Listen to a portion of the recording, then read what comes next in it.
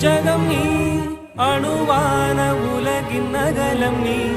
எறும்பின் இதய ஒலி நீ களிரின் துதிக்கை கனமும் நீ